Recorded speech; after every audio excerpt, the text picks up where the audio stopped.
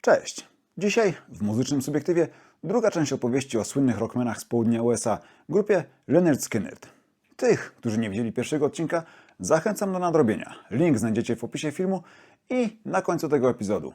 Tych, którzy chcą poznać ciąg dalszy ich historii, zapraszam już teraz, ale też z góry uprzedzam. Dzisiejszy epizod nie jest dla osób o słabych nerwach. Jeżeli czujecie się na siłach, zapraszam już teraz na najsmutniejszą opowieść w Muzycznym Subiektywie. Opowieść o feralnym czwartku 20 października 1977 roku. Dla przypomnienia, 13 października 1977 roku Lynyrd Skynyrd rozpoczęli tournée promujące ich najnowsze dzieło, album Street Survivors, który na sklepowe półki trafił 4 dni później, 17 października. Tytuł można tłumaczyć jak Uliczni Ocaleni czy Uliczni Rozbitkowie w rozumieniu ci, którzy przetrwali na ulicy. Jak wspomniałem pod koniec poprzedniego epizodu, okładka przedstawiała zespół na tle płonących budynków. Płomienie wyłaniały się też przed zespołem. Wyglądało to trochę tak, jakby byli nimi otoczeni.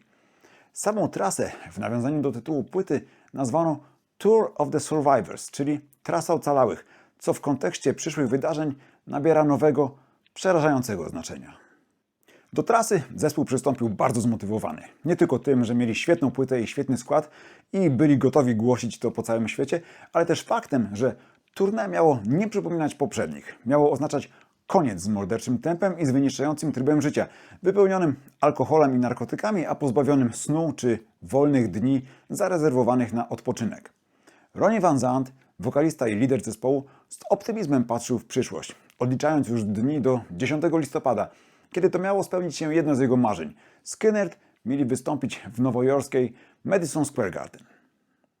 5 pierwszych koncertów, jeden w Georgii, 3 na Florydzie i jeden w południowej Karolinie, udało się znakomicie. Widać było, że muzycy są w wyśmienitej formie, co potwierdzały ekstatyczne reakcje publiczności. Początkowo planowano zredukować skład i ruszyć w trasę bez damskiego chórku. Ostatecznie jednak uznano, że bez Honkettes, bo tak się dziewczyny nazywały, to nie będzie to samo i panie zajęły należne im miejsce na scenie, a dokładnie zajęły je Leslie Hawkins i Cassie Gaines, bo JoJo Billingsley była chora i miała dołączyć do zespołu dopiero 22 października w Little Rock. Wielu fanów po raz pierwszy miało okazję zobaczyć zespół w składzie ze Steve'em Gainesem i pewnie niejednego mogło zadziwić, że gitarzysta nie tylko szaleje w solówkach, ale że Ronnie oddaje mu momentami mikrofon, a sam trzyma się z boku. Już sam ten fakt potwierdza, jak bardzo Van Zant szanował nowego gitarzystę. Jedyne, na co zespół mógł narzekać, to ich środek transportu. Ze względu na spore odległości między koncertami, zespół zmuszony był przemieszczać się między miastami samolotem. Przy czym komercyjne linie już dawno przestały wchodzić w grę. Dlaczego? Ze względu na reputację kapeli. Skynyrdzi zasłynęli z fatalnego zachowania, włącznie z kłótniami i bójkami, również na pokładach samolotów. I coraz mniej przewoźników było skorych im zaufać. Poza tym nieobliczalni muzycy mogli swym zachowaniem w powietrzu doprowadzić do kosztownych procesów, a tego nie chciał ani management, ani wytwórnia. Najrozsądniejszym rozwiązaniem wydawało się wyczarterowanie samolotu do wyłącznej dyspozycji kapeli. I tak faktycznie zrobiono. Problem w tym, że z planów, by Skynyrd skorzystali z samolotu Jerry'ego Lee Lewisa, nic nie wyszło. Więc na tempo szukano czegoś w zamian.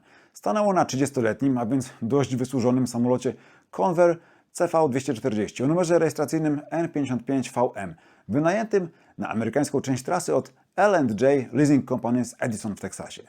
Przy odbiorze okazało się, że samolot był dużo gorszy niż im początkowo obiecywano, ale firma znała się na mydleniu klientom oczu. Na nosie maszyny wypisano już kuszącą nazwę zespołu, aby przełamać ewentualny opór. Udało się i uspokojeni zapewnieniami o dobrym stanie technicznym samolotów Skynyrdzi zgodzili się z niego skorzystać. Dodam, że ta sama maszyna wcześniej tego samego roku została zaproponowana Aerosmith, ale inspekcja dokonana przez członków ich ekipy budziła poważne wątpliwości i zespół nie skorzystał z tej oferty. No cóż, nie oni, to wynajmie ktoś inny. Samolot oryginalnie miał 10 rzędów siedzeń po 4 w rzędzie, ale został przerobiony dla większego komfortu do przewozu 24 pasażerów siedzących w 3 strefach bez żadnych przegród między nimi. Jedyną przegrodą na pokładzie była ścianka z drzwiami oddzielająca kokpit maszyny, czyli część, gdzie siedzieli piloci, od części pasażerskiej. Już podczas lotu z Lakeland na Florydzie do Greenville w południowej Karolinie, a więc między 4. a 5. koncertem, Convair zaczął niepokojąco hałasować, a jego prawy silnik, jak wspominają akustyk zespołu Kenneth Payden i Gene Odom, szef ochrony, kilkakrotnie stawał w płomieniach. Na szczęście udało się dolecieć bez szwanku, a pytani o awarię piloci Walter McCreary i William John Gray zapewniali, że to nic takiego. Płonący silnik. Nic takiego.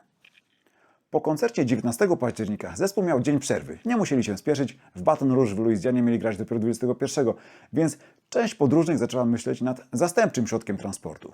Ponoć Ronnie postawił tylko jeden warunek. Dostańcie się tam jak chcecie, ale kto nie pojawi się na następnym koncercie, wylatuje. Cassie Gaines stwierdziła, że woli jechać ciężarówką ze sprzętem. Techniczny Joe Osborne zarezerwował bilety na lot zwykłymi liniami, ale ostatecznie oboje się rozmyślili i zostali z przyjaciółmi. Ponoć chórzystka, która była nieobecna z powodu choroby, JoJo Billingsley, miała tej nocy koszmar senny dotyczący katastrofy lotniczej i zadzwoniła do Allena Collinsa, błagając, by nie lecieli dalej wadliwą maszyną, ale nie doprowadziło to do zmiany planów. W czwartek, 20 października, zespół czekał na potwierdzenie, że samolot jest w pełni sprawny i gotowy do wylotu. Zamiast tego okazało się, że piloci od rana majstrują przy silniku, a ich nieobecność podejrzanie się przeciąga. Ponieważ spóźniały się też limuzyny, którymi zespół miał pojechać na lotnisko, ostatecznie zdecydowano się wziąć taksówki i pojechać do samolotu sprawdzić, na czym sprawy stoją. Na miejscu Walter McCreary poinformował ich, że wystąpił problem z iskrownikiem prawego silnika, czyli częścią układu zapłonowego. Jednocześnie pilot, sprawiający wrażenie spokojnego i pewnego siebie, zapewnił wszystkich, że nie ma się czego obawiać, a na miejscu, to znaczy w Baton Rouge, usterką zajmie się mechanik. Bo jak się potem okazało, firma L&J chciała zaoszczędzić, wysyłając mechanika do bliższej destynacji. Oznaczało to, że tak naprawdę mają lecieć niesprawnym samolotem. Gene Odom i Dean Kilpatrick, asystent menadżera trasy, ze zrozumiałych względów wahali się słysząc słowa pilota, ale ostatecznie postanowiono zaufać wiedzy i doświadczeniu specjalisty, który, gdyby to faktycznie miało być niebezpieczne, ryzykowałby przecież również własnym życiem. Co więcej, McCreary zapewniał ich, że w najgorszym razie, gdyby wysiadł jeden silnik, co się nie stanie, to bez problemu dolecą na drugim. A sam lot miał potrwać przecież tylko kilka godzin. Gdyby mieli zamienić środek transportu na auta, podróż trwałaby cały dzień. Ostatecznie podjęto decyzję o wylocie i na pokład Convaira weszło 2 pilotów, 9 muzyków, czyli 7 członków zespołu plus 2 chórzystki oraz 15 osób towarzyszących. Wśród nich kierownik trasy Ron Eckerman, jego asystent Dean Kilpatrick, szef ochrony Gene Odom, dźwiękowiec Kevin Elson, reporter telewizyjny Bill Sykes, a także oświetleniowiec i 9 członków ekipy technicznej. Ponoć Ronnie ustalił z pozostałymi, że to ostatni lot tym gruchotem i że wynajmą lepszy samolot, w pełni sprawny i lepiej odpowiadający swoją klasą ich statusowi. To również Ronnie, który de facto nie lubił latać, nalegał, by ruszać, rzucając ponoć: jeśli twój czas nadszedł, to nadszedł. Lećmy, mamy koncert do zagrania. Warto też wspomnieć, że już po katastrofie wiele bliskich wokaliści osób powtarzało, iż słyszeli od niego, jak wspominał, że nie dożyje 30. W dniu wylotu miał 29 lat. Po starcie część pasażerów próbowała się zrelaksować, grając na instrumentach albo w pokera, lub też, jak Ronnie, zapadając w drzemkę. Ponoć wokalista dla większej wygody położył się na podłodze samolotu. Lot początkowo przebiegał bez przeszkód, jednak w pewnym momencie oba silniki zaczęły się krztusić. Okazało się, że aby wspomóc nie do końca sprawny samolot, piloci włączyli procedurę Auto Reach, dzięki czemu silniki dostawały lepszą mieszankę paliwa. Nikt nie umie teraz wytłumaczyć, jakim cudem, ale najwyraźniej piloci nie pomyśleli o tym, że przyspieszy to też spalanie paliwa, bądź też wydawało im się, że mają go pod dostatkiem. Nikt nie potrafi też wyjaśnić, jakim cudem nie kontrolowali podczas lotu poziomu paliwa. Nagle sytuacja zrobiła się bardzo poważna. McCreary skontaktował się z kontrolą powietrzną Houston, która należała do najbliższego dużego lotniska, prosząc o namiary na pobliskie lotnisko w Macomb. A w tym samym czasie pobladły Gray poinformował pasażerów, że czeka ich przymusowe lądowanie i kazał wszystkim przypiąć się pasami, włożyć głowy między nogi i trzymać się. Słysząc to, Gene Odom obudził Ronniego i mimo marudzenia zaspanego wokalisty wsadził go w fotel i przypiął pasami bezpieczeństwa. Z zapisów rozmów kontroli lotów z pilotami wynika, że McCreary zaraportował niski poziom paliwa i w odpowiedzi na swoją prośbę otrzymał namiary na lotnisko w Macomb, które niedawno minęli. Pilot zawrócił maszynę, a kilkadziesiąt sekund później podał, że skończyło im się paliwo. Na pytanie o pułap odpowiedział, że są na wysokości 4500 stóp, czyli jakichś 1300 metrów. To był ostatni komunikat, jaki udało się uzyskać. Wkrótce potem Convair N-55VM zniknął z radarów Houston. Uczestnicy lotu wspominają, że złe wieści zostały przyjęte względnie spokojnie, co najwyżej przeklinaniem wysłużonego Convaira, ale obyło się bez paniki. Owszem, wszyscy byli poruszeni lub przestraszeni, ale większość zwyczajnie milczała albo modliła się w myślach. Bardzo możliwe, że brak paniki wynikał z przekonania, iż czeka ich lądowanie na jakimś polu, jak zapewnił Gray.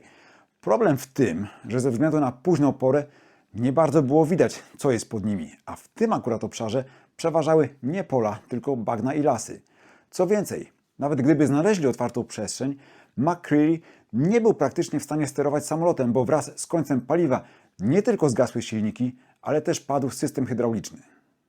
Jak wspomina Gene Odom, spadanie samolotu w niczym nie przypomina kraksie samochodowej, w której wszystko trwa ułamki sekund. Tutaj z początku otaczała ich tylko złowróżbna, przytłaczająca cisza. Samolot szybował w powietrzu, a oni czekali. Potem usłyszeli uderzenia. Wpierw pojedyncze, potem coraz liczniejsze, aż zaroiło się od nich zupełnie jakby kadłub samolotu okładały setki kijów baseballowych, według wspomnień Rosingtona.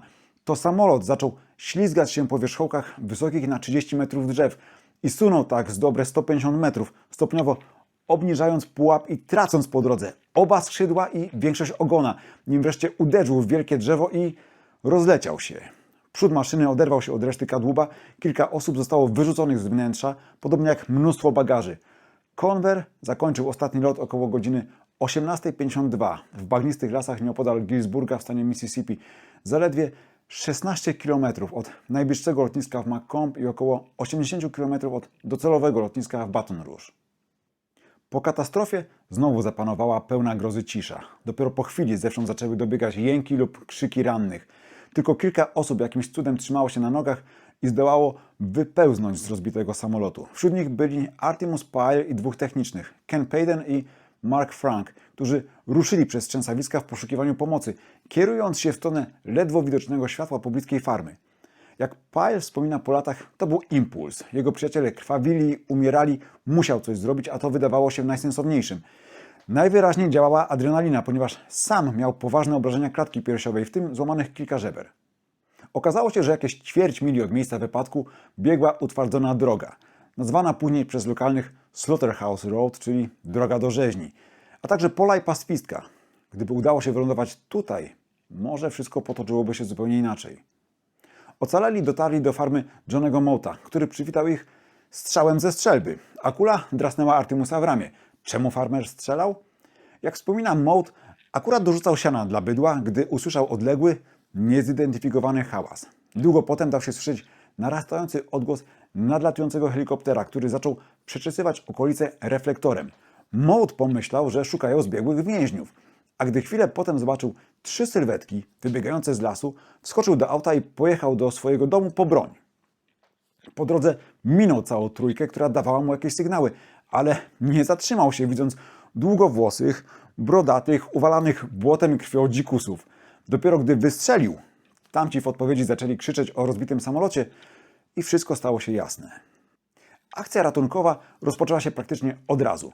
Będący akurat w powietrzu, helikopter Straży Przybrzeżnej z Nowego Orleanu, oddalony o jakieś 75 mil, został powiadomiony przez kontrolę z Houston o wypadku i błyskawicznie ruszył we wskazanym kierunku. Już o 19:23, a więc jakieś pół godziny później, odbierając sygnał z awaryjnego lokalizatora w samolocie, a 13 minut później odnajdując wrak. Maszyna oświetliła z powietrza miejsce katastrofy, a pół godziny później do samolotu dotarli pierwsi ratownicy. Mieszkańcy, członkowie obrony cywilnej, Gwardii Narodowej i służby mundurowe z pobliskich Gillsburga i Macomb przybywali jak tylko mogli, by pomóc poszkodowanym. Pick-upami, vanami, ambulansami, traktorami albo na piechotę. To ostatnie wydawało się środkiem najpewniejszym, bo wypadek miał miejsce tak głęboko w lesie, że trzeba było się przedzierać przez błota, zwalone drzewa, a nawet przez szeroki strumień z wodą tak do pasa. Niektóre pojazdy utknęły, próbując dotrzeć na miejsce, ale wreszcie udało znaleźć się drogę, którą można było transportować rannych.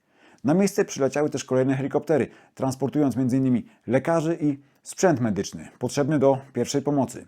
Jak oceniał później jeden z lekarzy, dr Werner Holmes, gdyby nie natychmiastowa akcja ratunkowa i ogromny wysiłek wszystkich w nią zaangażowanych, ofiar byłoby z pewnością więcej. Artemus i jego towarzysze zostali na farmie, nie wracali już do przyjaciół, bo w międzyczasie Straż Przybrzeżna namierzyła wrak, a z okolicy zaczęli nadciągać nie tylko ratownicy, ale i zwykli gapie. Gene Odom mówi, że na skraju bagna i wzdłuż utwardzonej drogi zgromadziło się jakieś 3000 ciekawskich z okolicy, ściągniętych m.in. newsami z radia i telewizji. Niestety niektórzy z nich okazali się również rabusiami.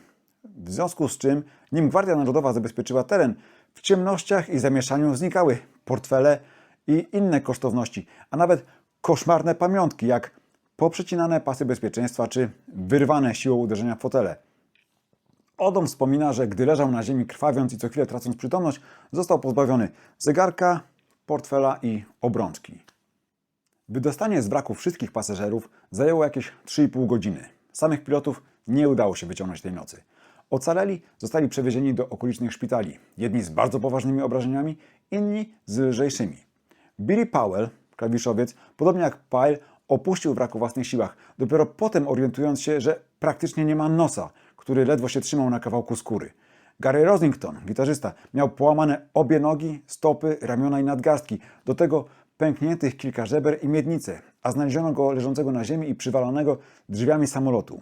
Jak wspomina, leżąc tak i czekając na pomoc, miał wrażenie, jakby znalazł się w Wietnamie. Wprawdzie nigdy tam nie był, ale tak właśnie to sobie wyobrażał. Gęsty las, bagna, ludzkie wrzaski, trzask metalu i świadomość, że wokół umierają twoi przyjaciele. Allen Collins, drugi gitarzysta, miał złamane 2 kręgi szyjne, a w ramieniu wbity kawał metalu, po usunięciu którego trzeba było zastosować przeszczep kości. Akustyk Kevin Elson miał zapadnięte płuco oraz złamane obie nogi i prawe ramię. Jedną nogę miał ponoć tak zmiażdżoną, że cudem uniknął amputacji. Leslie Hawkins, chórzystka, doznała wstrząsu mózgu, pęknięcia kręgów szyjnych i ran twarzy, które wymagały operacji plastycznej.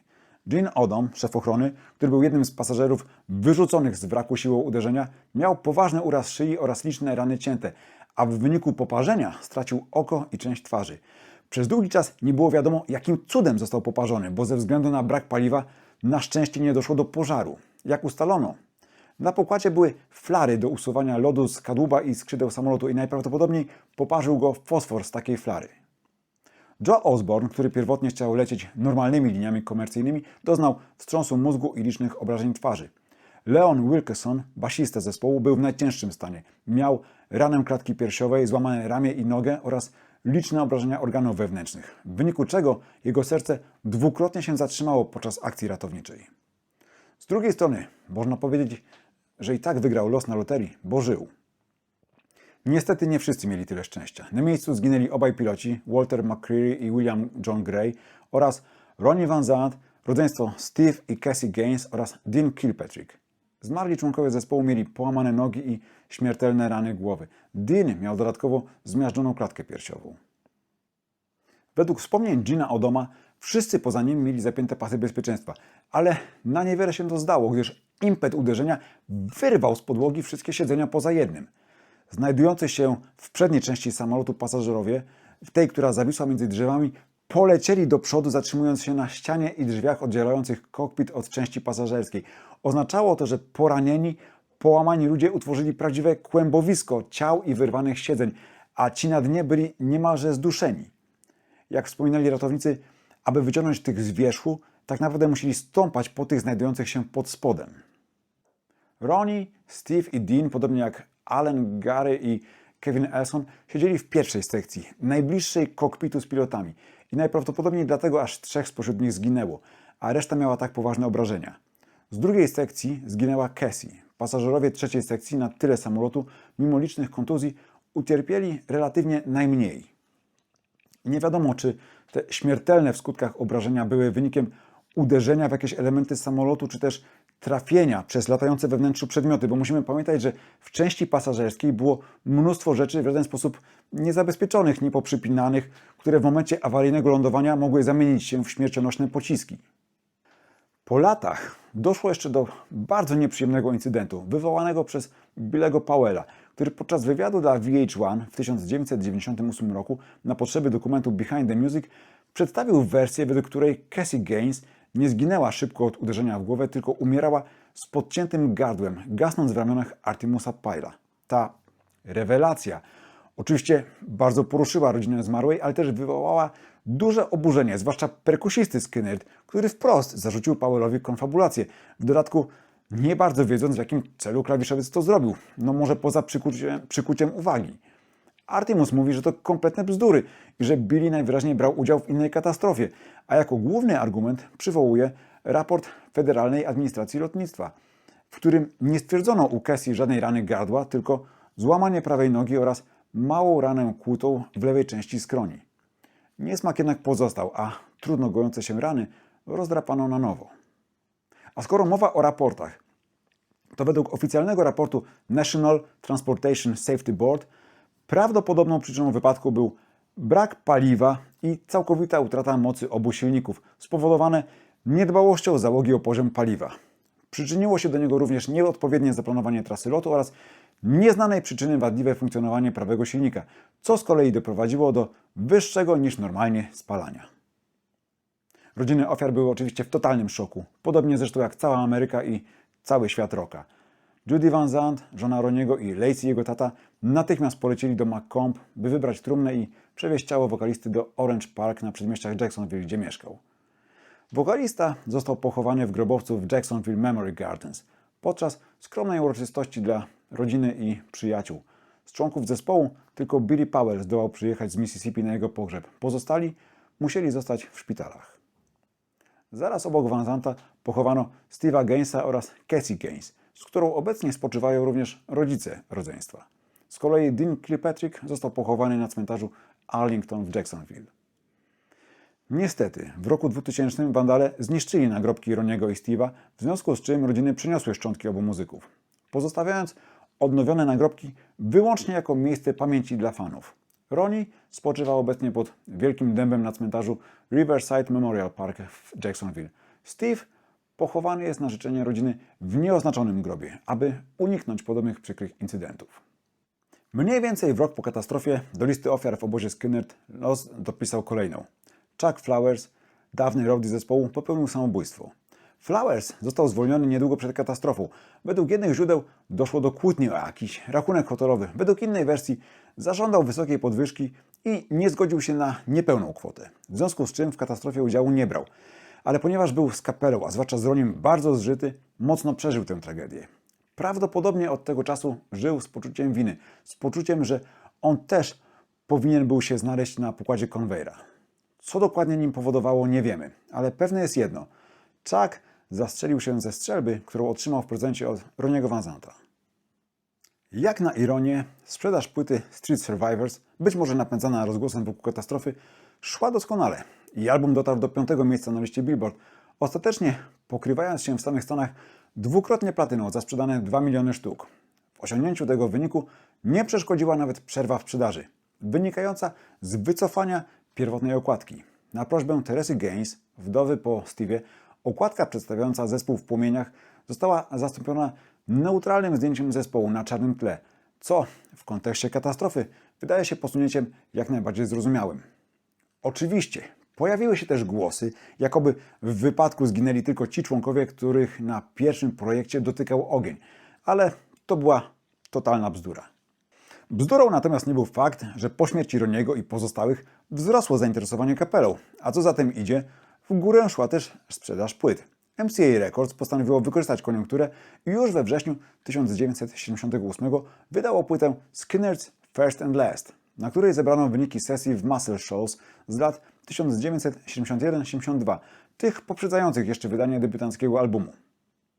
Longplay stanowi bardzo ciekawe uzupełnienie podstawowej dyskografii. Znajdziemy na nim m.in. typowe dla zespołu energiczne Down South Jerkin, dynamiczne, galopujące Preacher's Daughter, przyniesione do Skynyrd jeszcze przez Rickeya Medlocka z czasów Blackfoot, czy niemal hardrockowe Why No i Lend a Helping Hand. Ciekawostkami są utwory White Dove i Seasons autorstwa Medlocka i przez niego też zaśpiewane, co powoduje, że trudno się w nich dopatrzyć podobieństwa do typowych numerów Skynyrd, ale nie zmienia to faktu, że piosenki są urocze i bardzo przyjemnie się ich słucha. Na mnie największe wrażenie robią jednak klimatyczny Was I Right or Wrong oraz piękny Coming Home z kapitalną solówką w końcówce. Te utwory najlepiej pokazują, że Skynyrdi mieli to coś na długo jeszcze przed oficjalnym wydaniem pierwszej płyty. Jak wytwórnia słusznie przewidywała, nowa płyta dramatycznie, choć niesłusznie jak czas pokazał, nazwana ostatnią, sprzedawała się świetnie, docierając do 15 miejsca na liście Billboard. W tej sytuacji tylko głupi by nie skorzystał, a szefowie MCA głupi nie byli. Podjęto więc decyzję o wydaniu w kolejnym roku pierwszej składanki zespołu, zatytułowanej Gold and Platinum. Album zawierał 16 najpopularniejszych kompozycji zespołu z dotychczasowego dorobku i dotarł do miejsca 12. Ku uciesze wszystkich zainteresowanych dalszymi zyskami. Nie ukrywajmy, w tym żyjących członków zespołu oraz rodzin zmarłych, dla których rozpad zespołu oznaczał tak naprawdę pozbawienie pracy i środków do życia. Ciekawostką była ilustracja wewnątrz longplaya, wykonana ręką wiernego przyjaciela i asystenta zespołu Dina Kilpatricka, również ofiary katastrofy. Wydawać by się mogło, że w tej sytuacji najlepszym posunięciem byłby nowy album formacji, ale bez kluczowego składnika, jakim był Ronnie Van Zant, nikt sobie tego nie wyobrażał. Poza tym, nieco wcześniej Gary Rossington i Allen Collins w porozumieniu z Judy Van Zant, wdową po Ronnim, i Teresą Gaines, wdową po Steve'ie, podpisali umowę, zgodnie z którą nie będą reaktywować zespołu, ani wykorzystywać jego nazwy. Wyglądało na to, że Lynyrd Skynyrd, chociaż niezapomniani, odchodzą na zawsze. Jak czas pokazał, nigdy nie należy mówić nigdy, ale o tym opowiem już w kolejnym odcinku Muzycznego Subiektywu, kończącym historię słynnych rebeliantów. A tymczasem dziękuję pięknie za Wasz czas, za Waszą uwagę. Zapraszam na kolejny epizod Muzycznego Subiektywu i oczywiście zachęcam do oglądania poprzednich. I przypominam, jeśli się Wam podobało, subskrybujcie, lajkujcie, udostępniajcie i komentujcie. W ten sposób przyczyniacie się do rozwoju kanału. Jak zawsze zapraszam na fanpage Muzycznego Subiektywu, a jeśli ktoś chce wesprzeć rozwój kanału wpłacając małą kwotę, będzie mi bardzo miło, można to zrobić na stronie supi.pl od Patronite. Link znajdziecie w opisie odcinka i opisie kanału. Serdecznie dziękuję za wszelkie okazywane wsparcie i do zobaczenia niebawem.